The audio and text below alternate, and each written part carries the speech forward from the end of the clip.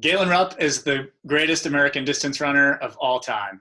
My introduction could be that simple. He's been running on the world stage since college. He's broken every record from 3,000 meters to 10,000 meters along the way, first in high school, then in college, then the American records went down. He won every USATF 10K title between 2009 and 2016. He made it his mission to take American distance running to the greats of East Africa in the most competitive races in the world. And how has he fared?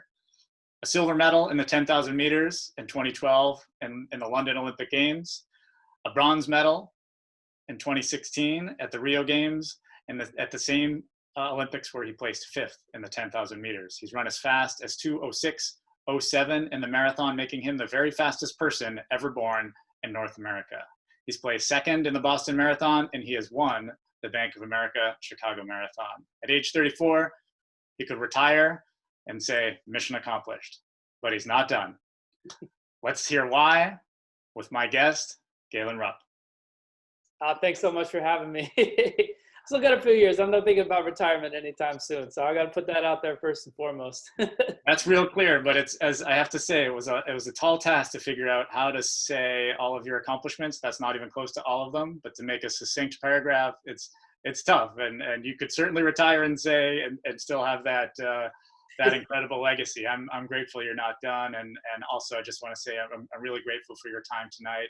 I want to say thank you to you, obviously, and thanks to our friends at Nike Running for making this chat possible. Anytime. Yeah, thanks for having me. This is gonna be fun. Cool. So the occasion of this conversation is the Bank of America Chicago Marathon. This is the virtual race weekend due to the challenges around COVID-19 and the pandemic.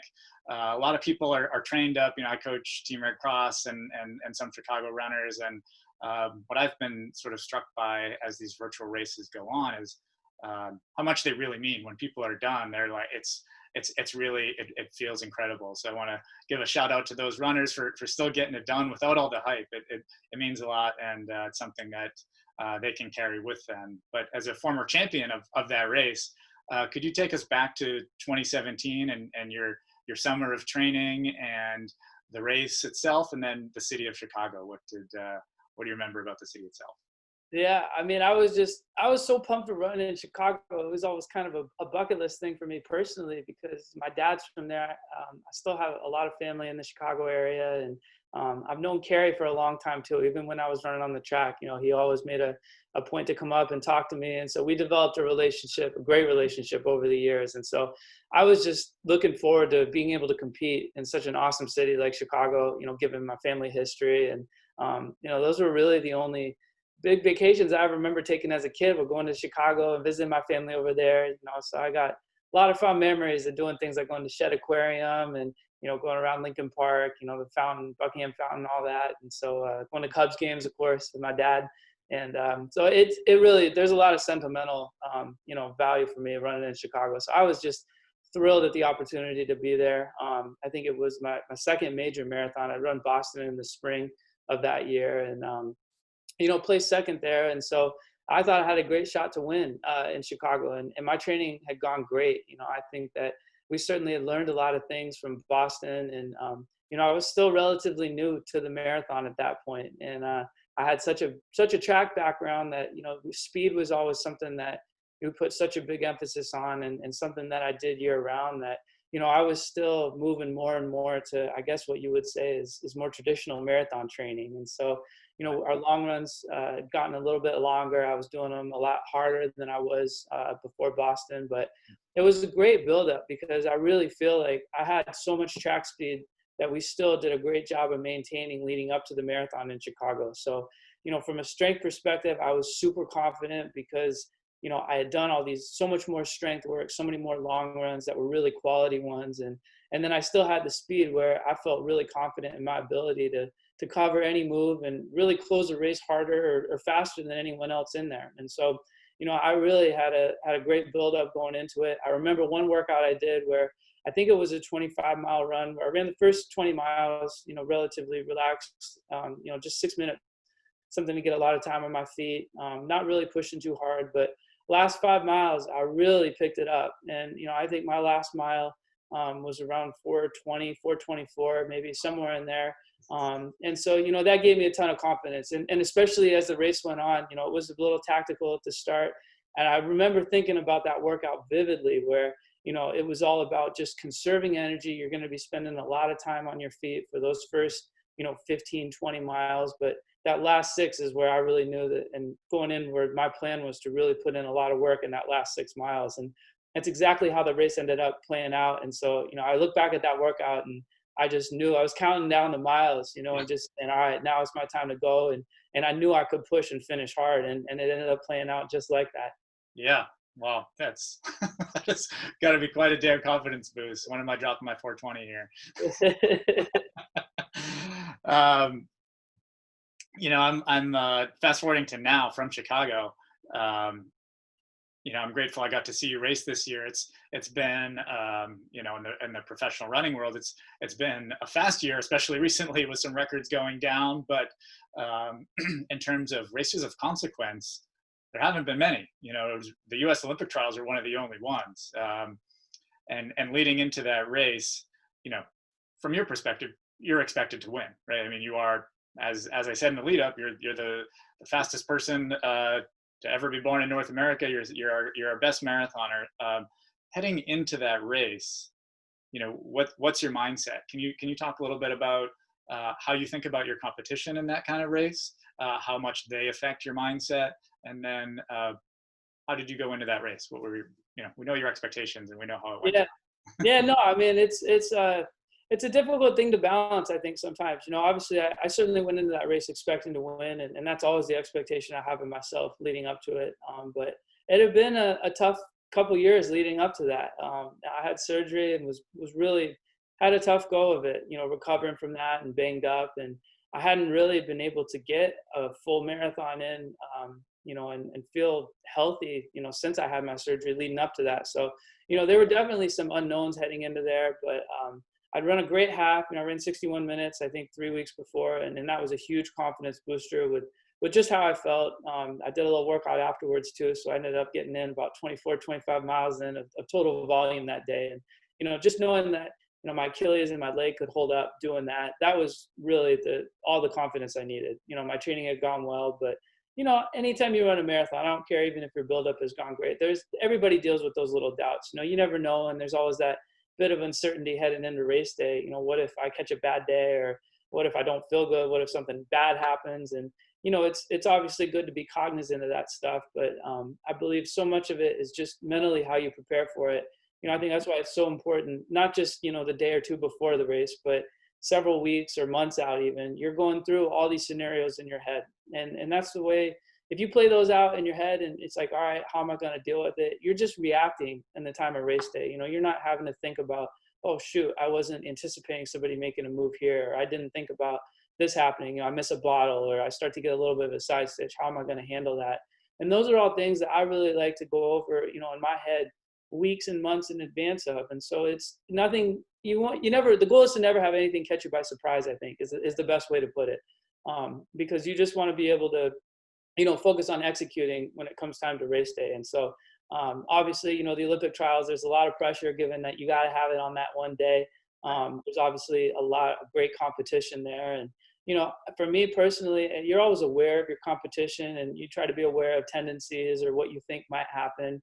But the times I've always run my best and when I'm really, in the zone is when I'm totally focused just on myself and executing. It's a fine balance where you're aware of what's going on around you. You can't be totally just block everything out, but I always try to come back to what I can control, that old saying, control the controllables. And it's just about constantly, when I'm warming up and going through, my routine, getting ready, it's just, how am I going to do, these first 5 miles? What am I going to do the next 5 miles? How do I want to look at halfway? If this happens, if somebody took it out, that was obviously something I was going through. How am I going to react to that? If it goes out really slow, how am I going to react to it? And, for me, a marathon's a long way. And I think, at the Olympic trials, there's a big tendency where people get really excited, rightfully so. There's tons of people, it's a big event. You've been training so hard, everybody's rested, you feel good, but it's always a big challenge, I think, to really kind of temper that excitement, because it's easy to get carried away and you forget how long that race is. And, a lot can happen. Even the last 2, 3, 4 miles, you saw with what Jake Riley and some of the other guys did, it's a lot changes in those last little bits. So it's really important to stay calm. And for me, it's just about executing there.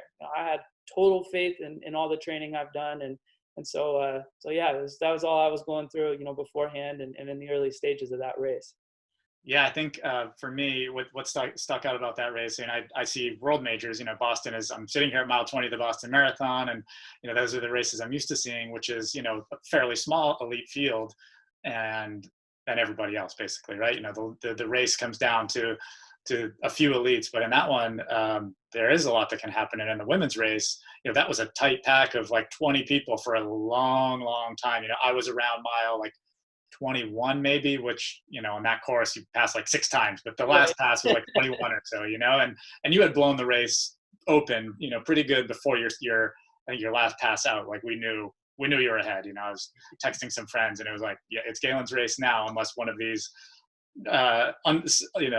unexpected circumstances occurs that you're describing. It was pretty clear you had owned it by that point. But it was just fun to see a race like that where the high level of competition was more balanced and could unfold in a different way than you usually see it, where it's, East Africans, a couple Americans, and then, the masses, right? So it was a fun race to see, and you really put on a show. I'm curious about what you mentioned. What's your process when you're thinking through these scenarios? How do you do it? On our team, we have a guy, one of our fastest marathoner. He was in that race, and he likes to lay down and do long visualizations, like half hour, 45 minutes of thinking through those things. When you say you run through those things as a mental exercise, what's your process? How do you do that?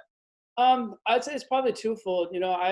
That's awesome. Everybody can get down and really concentrate. I mean, it's hard. A lot of people say, I sit down, but even sitting down sometimes for 10 minutes feels like an eternity. So, I generally try to keep it, between 10, 15, 20 minutes, I guess, if it's really long.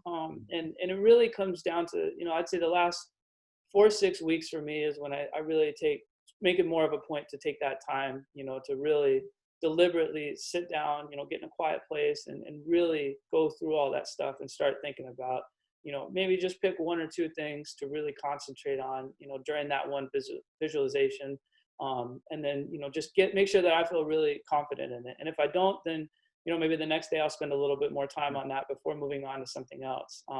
But, I'm always thinking about it, when I'm running too. I think that, and that's kind of the second prong of it is constantly tying your training in to what you're doing on race day. Right. I think that on big workouts, it's easy to do that. But a lot of people, unfortunately, they go into a workout and it's obviously great. They hit it. But then once it's done, they move on and they're trying to focus on recovery, getting on the next thing. And it's really easy to gloss over, a lot of things. And it doesn't always have to be good workouts. Sometimes I look at days where I'm not feeling well or I'm having a really rough time. Like those are more mental workouts for me. And It becomes that much more important to still get a lot out of myself. You need to run great workouts, but your body doesn't know, if you're tired for whatever reason, just life stress or, you've had a really hard week, you've had a really big couple days. If you're a couple seconds off here or there, it's important to realize like that stimulus is still there for your body. It's mentally you're frustrated because I didn't hit the time, but you're still getting so much out of that. And it's important really on those days to not give up and really try to squeeze as much as you can out of that. And then I think the most important thing, good or bad, is to just take 5 minutes or 10 minutes after your training and really cement in what you just went through and relate that to a race, and the more, I'm a big believer in the more that you can kind of go over that stuff in your head and make it a habit to do that, that stuff just becomes so ingrained. It's not, well, I'll think about it or I'll try to remember this. It becomes a habit that you're like, all right, I'm not feeling good today, but I'm still going to come close to hitting this time. And then on race day, when you're not feeling good, you remember those workouts because you've spent so much time reflecting and just drilling that into your head that it doesn't matter how you feel. I mean, I don't care what anybody says. Every elite athlete does not feel great every time they step on the starting line.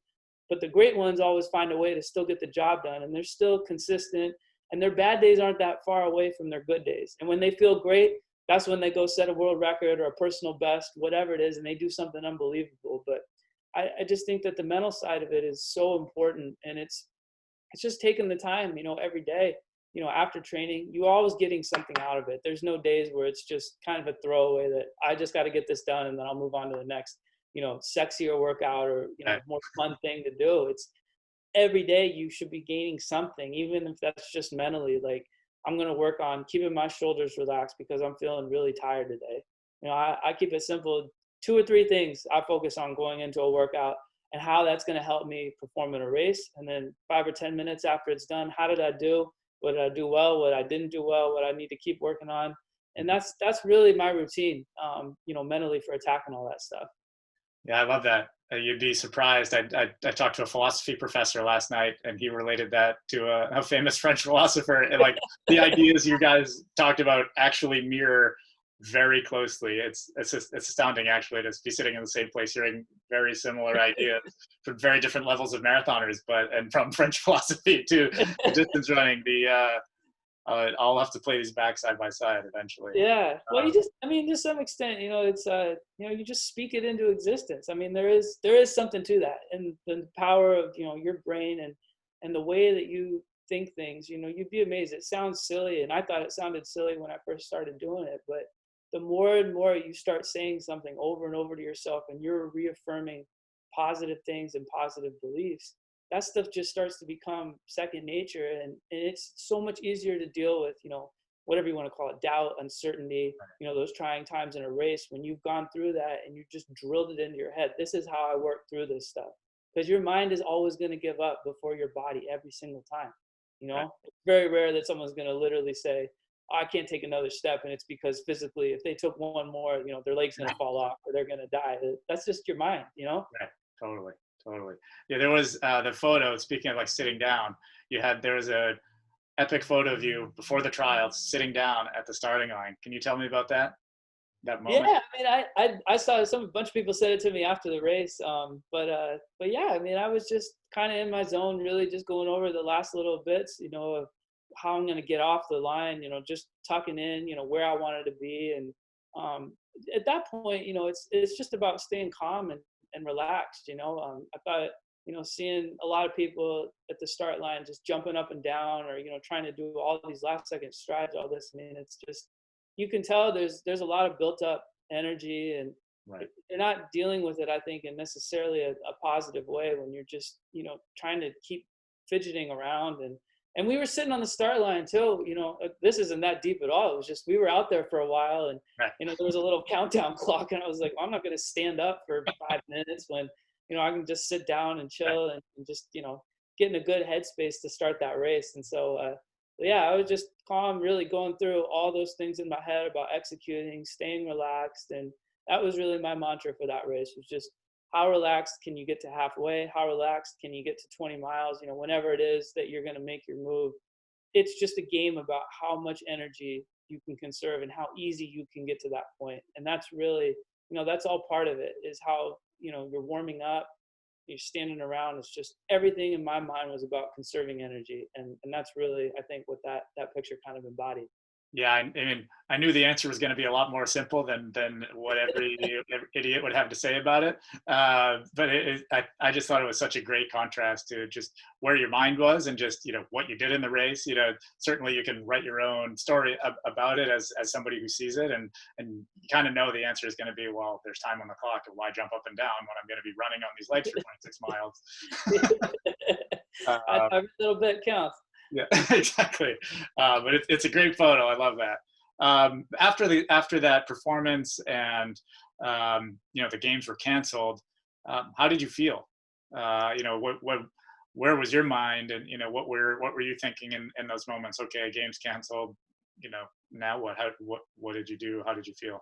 Yeah, I mean, it certainly was tough. Obviously I was disappointed because I wanted to run this summer, but at the same time too, I can't say that it was totally unexpected. I think it was really, probably a week after the trials that you started seeing a lot of big things canceled, and then as time went on, things were really getting a whole lot better, and so I can't say that I was totally surprised when I got the call, but yeah, certainly it's disappointing to hear that. It's something that you're looking forward to, but at least it's postponed. I did some stuff, talking to high school kids or college kids, and I feel so much for them because, they don't get that year back. It's like, for us, the Olympics they're postponed, but hopefully they're still going to happen next year. It's not like I'm losing a senior season or Right. something like that, that experience you can't change. And, Right. and, after I heard the news, I was talking with Mike, my coach, and, I think we were both on the same page about it. It was just, what can we do now to get better? And how can we use this time, most productively? And that's always been my mindset with anything. Even disappointments, it's like, all right, well, what are you going to do now about it? Are you going to just sit there and sulk? Are you going to not do anything? You're going to just go off, fall out of shape and do nothing, and, we talked right away, and both of us, it was pretty cool, when you have that synergy. It was like, all right, how can we use this time to become out of this a better athlete and be better positioned to run next year, and so that's really the approach that we've taken. And, I've really been getting back to doing a lot more speed work, still training a good amount, during this whole time. I think I look back, and I think for the last 20 weeks, I've averaged about 110 miles. So, I've still been getting in some decent volume, but not necessarily where I would be normally getting ready for a marathon. But really hitting the speed hard, trying to continue to strengthen my body, strengthen my leg, and get to a place where I'm going to be as, physically and mentally, I'm going to be as good as possible, when I do start building up for a marathon again. Yeah. Hopefully it's coming soon, in the spring, but I guess we'll see about that. That's all that stuff, and Mike was great because he's like, you can't control cancellations. We have to be fluid. And that was the biggest thing that he just kept reiterating is, fluidity and just learning to try to deal with this stuff. And, we're going to keep working on all these deficiencies. And, I've done a few of these talks and tell people, how many times have all of us, myself included, said during, when we're training or doing whatever, like, God, I wish I had more time to, to stretch or to ice or to do all this. And it's like, well, now you have that time. So there's no excuse why you can't be better and come out of this pandemic better. It's going to be different. And that doesn't mean that it's going to be easy and not challenging, but there's a lot of different things that I've been doing now that I think are hopefully going to make me a better athlete and set me up well for next year when we get back to all getting together and some sense of normalcy, hopefully. Totally. Yeah. And I had that exact kind of advice. I mean, you're an athlete who's always very particular about the amount of races you do. It's very clear that you always have a plan, and the plan is the world stage, the big dogs, and that's the plan, and everything falls from there, and, athletes who I work with, I try to always just take lessons from athletes like you and say, well, look what Galen does. He doesn't race every weekend. He doesn't tell me, you're not telling your coach you have 15 races in the next 15 weeks. So for athletes who have that kind of like, I got to sign up for something, have everything stopped. For me as the coach was like, finally, you're going to stop asking me these ridiculous questions. You can work on like just being a well-rounded athlete. Just, it's a great opportunity, all of this additional time, if you have the right mindset, and it's, yeah, no, absolutely. And I think it's awesome, that a lot of these marathons are still doing, virtual things. And you kind of mentioned it at the beginning, but, I think there's almost a little bit more of a sense of accomplishment sometimes when people do this stuff, because they really find a more inner reason why they're training so hard and why they're doing it. And this is just for them. This isn't about traveling to a city and all that stuff is great. I'm not trying to diminish the experience because it's unbelievable, but when it's just you going against a clock or on a treadmill or on your own course, I mean, there's a real power in that, I think, because you find out a lot about yourself and your motivation and why you're doing things. And when you finish that, there's no better feeling if you come across with a PR or even just you have a great race, because it's like, man, I got through this whole pandemic and look, I still trained, I still was able to race well. And, I can't really say too much, but I've got a little something planned, so I'm still in that same boat where I'm hopefully going to get in, some competitions coming up here soon. But yeah, and I just think it's great, and you find out a lot about yourself and hopefully, yeah, everybody comes out of this a little bit better, and we appreciate everything that we had a little bit more when it does come time to, get back together and get racing. Yeah, totally. Let's talk about Boston. I'm sitting here at mile 20 and Newton and the Newton Hills. That's where our flagship store is. And I had the occasion to interview you with all the podium finishers there at Nike Boston after that race, and I was so struck by you in particular and your attitude that day, because you were so happy. Like it was like Boston had like, reached out to the person who arguably could be more jaded than anybody. You'd run in the Olympics, you've played, you've won Olympic medals at that point, you've run in every single race you could possibly run. And you still came to Boston, and it was clear that that experience had touched you in a really positive way, and that you were psyched about it. And I was so psyched that you were psyched. I think it really, it felt really cool. Can you talk about, that race, your first world major, what made a world major race different from a world championship or an Olympic marathon? Yeah, I mean, it certainly did have a big effect on me, and frankly, I didn't think it was. You always hear about Boston, how special it is, and it's kind of like you said. I've run on some pretty big stages and some pretty big races, and so I was super thrilled to go there. And then once I got there, it was just like, oh my gosh, like I got it. I was just ignorant beforehand, and I understood why it's such a special weekend and special event, and why it's one of the country's most prized races is Boston, and why everybody talks about getting a Boston qualifier or have you run Boston. That's such a common question for anybody that talks about marathoning. And I just had a blast. I mean, it's so cool to see a whole weekend and a whole city, come together. And it really is all about the marathon. And there's just so much excitement. I remember just walking from my hotel, with my wife and, one of my kids who was with me, he was just a baby at the time, but, we walked down to the finish line. It's just so cool, feeling the energy and being a part of that. And, I was so thrilled to run there. Like you said, it was my first major, which was a totally new experience for me. It was just awesome. I mean, the fact that, the history behind it is it's point to point course, but there's fans lining it, 4 or 5 deep at least the whole way. Yeah. It's just unbelievable. And yeah, I finished it, and the second I crossed the finish line, I was happy with the way I ran. I wanted to win, and I thought I had a good shot. But I remember looking around and telling my wife, my coach, I was like, I'm gonna come back here and I'm gonna win this. That was like a very specific thing that I remember feeling right afterwards. And so, hopefully I'll be back there soon. It really is just such a special race, and there's just it's just about competing there and winning. Obviously times are great. I've spent a lot of time over the years, chasing fast times and doing that. But, for me, winning has always been the biggest thing. And that's all that matters in Boston is winning. Right. It's such a challenging course. You never know what you're going to get with the weather, whether it be hot, cold. It's never seems to be right there in the middle. You got wind sometimes. There's just so many variables. And, it's something that I don't think, it's really rare that you find someone that knows how to just get it right for that one course. There's just something about it, that makes it fun and challenging. I loved every second of being there, and I definitely hope to be back there again soon. Well, that's good to hear. We're excited to have you back. Let's shift gears a little bit here. I know you've got some sneaker heat in your collection. What's your most coveted pair of Jordans, and what other highlights do you have in there? Oh man, I was I definitely, all the Oregon Duck Jordans I have are up there as far as most coveted. Those are they're pretty rare, I think, and I love being Oregon Duck. There's so much pride for me there, and the fact that they've collaborated with Jordan a lot has been pretty sweet. So I got a few pairs of those. My wife was able to get some for the threes, the Pit Crew threes for my birthday.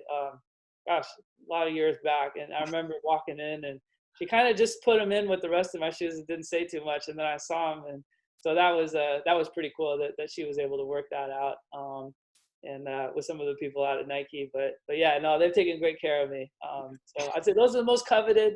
I love I've got several pairs of off-whites, in different models. I know Virgil's a Chicago guy, so that's kind of cool too, being that connection. I've always loved Air Force Ones. I think like sometimes I'll kind of drift away, but I always end up coming back to them. There's just something so classic about those, even just plain white. They never go out of style. So I've got a lot of pairs of those. I like the Air Maxes, the 90s, 95s, 97s, even the ones. I love all those. So more of the classics, I would say, are big with me. Some of the new colors are awesome. They're always finding cool ways to, redo some of the classics, but really the old ones that I remember being, middle school, high school even, and seeing kids have them, it's just, I feel so lucky that I'm able to, get a lot of those that I might have missed out on when I was a little kid. Same. I remember like when Air Max 1s came out, I must have been in maybe fourth grade or something. And I remember it was like, now it was clear who was the coolest. Like they were Oh still yeah. Air Max. He was literally taller. It was the maximum amount of air, and it was just like, now you're a loser if you don't have Air Max. Yeah. Oh gosh, yeah. No, I remember the 95s coming out, the 97s. Like they had the silver bullets, and then they had the all gold ones, and those were like, I think that was the first time they had air all the way on the full sole of the bottom. So Yeah. I remember those being a big one. Yeah, there's just so many of them. I could talk about this for a long time. Running them. I mean, that was when I was in high school, and like 90, 93, 92 to 97. So like my running shoes were, Air Max 2, Air Max Light 2s. That's I actually have them now as like retro fashion shoes, and I like rock them. Like I used to run in this. This used to be like I would do track workouts in this shoe. And people are like, "What's that shoe? It's really high off the ground."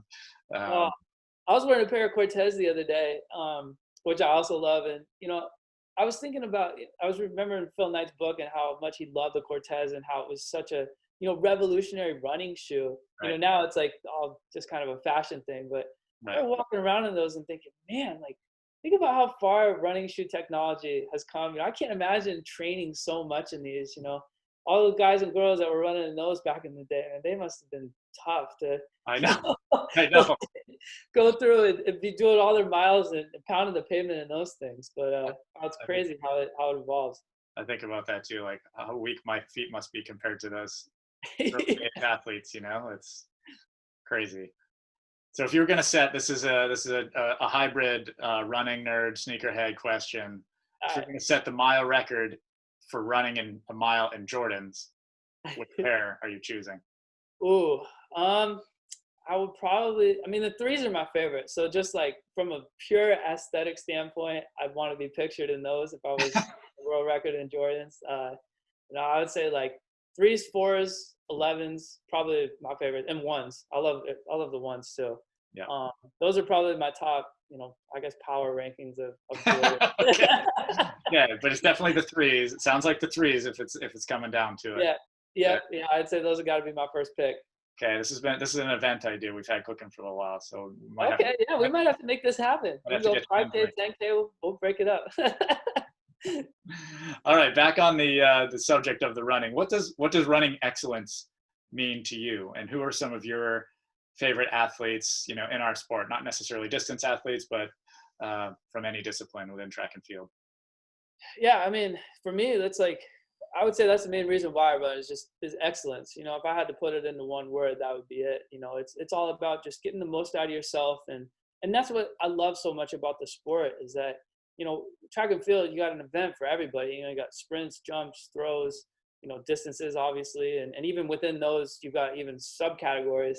So there's something for everybody, but it's something that anybody can do. All you need is a pair of shoes, and it's one of those sports where it truly does reward hard work. I think it's impossible to find someone that says, I've been able to train, do more mileage, get out there more consistently, do more speed work, and they don't see their times improve over time.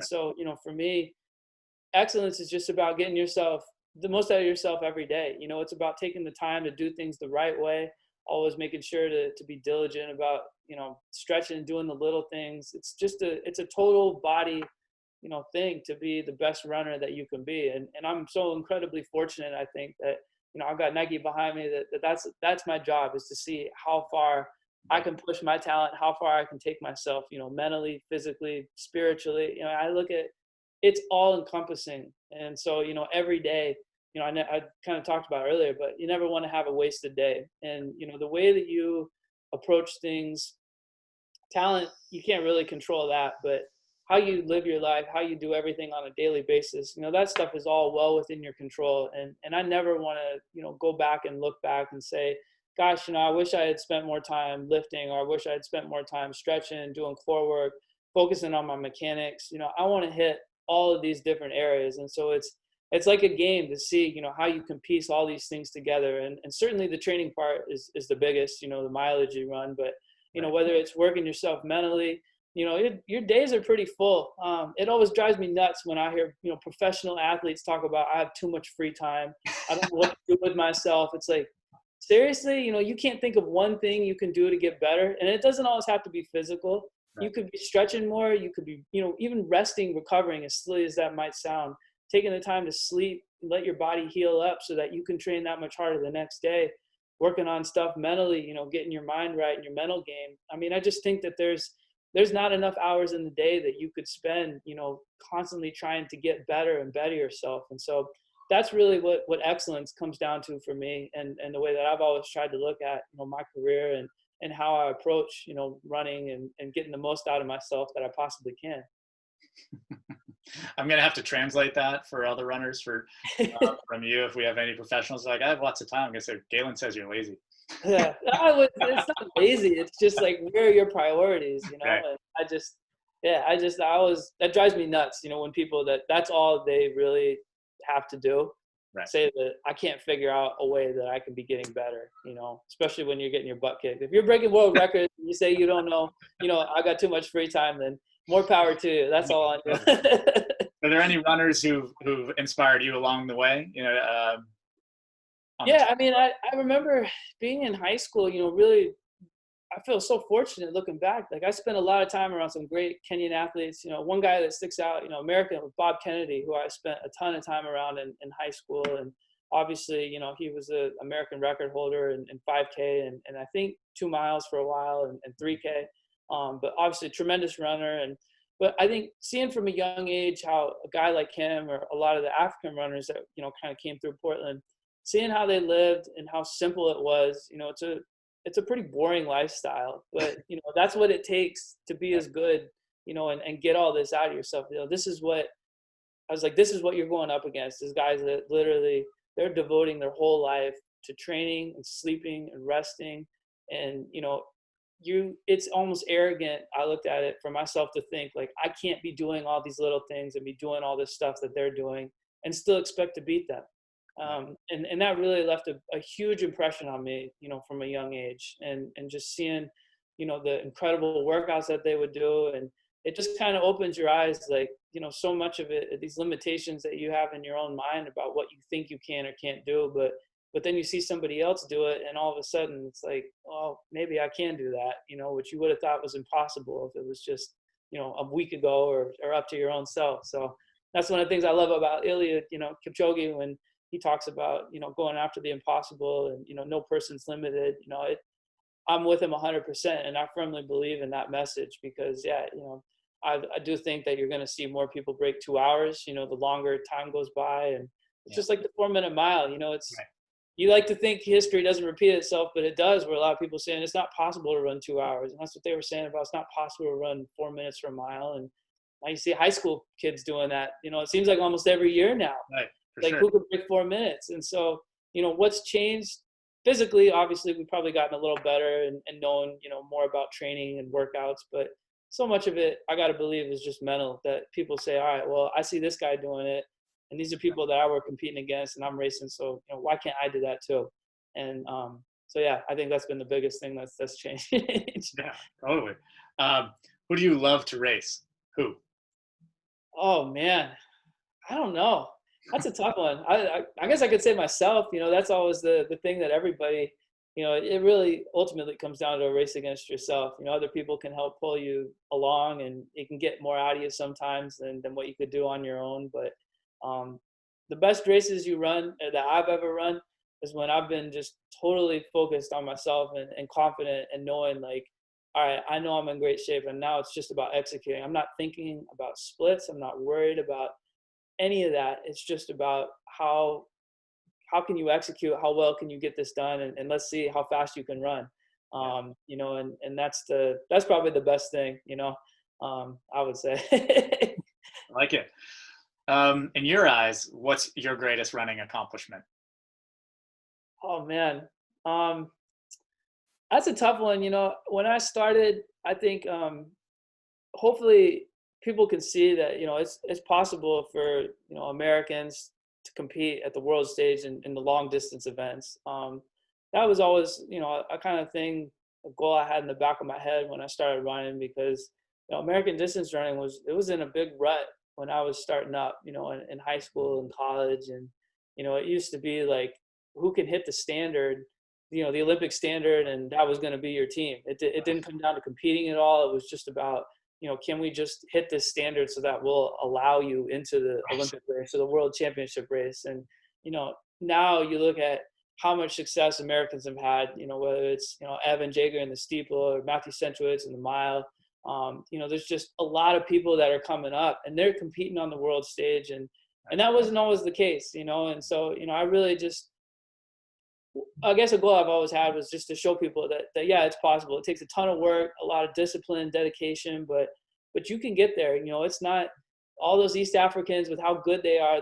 They're still mortal, and it's not impossible to think that you can't run with them and beat them in races. And I really like to think I took a real methodical approach. And for me, so much of it every year was about, from the time I was even junior, senior in high school, when I was running junior meets, it was about how close can you get to those Africans. So some of those guys are running like 12:58, at 17 years old. And that seems like such a insurmountable gap. I ran 13:37 in high school and thought that was pretty darn good. And I'm still finishing over half a lap behind these guys, And so it was like, all right, how are you going to break this? You can't get discouraged. And I think that's such a common thing that was happening back then, is how are we going to get to run, fast with these guys? And, for me, it was about every year, every race, even getting closer and closer to them. And eventually I knew that gap was going to close, because I knew I had a lot of growth to do.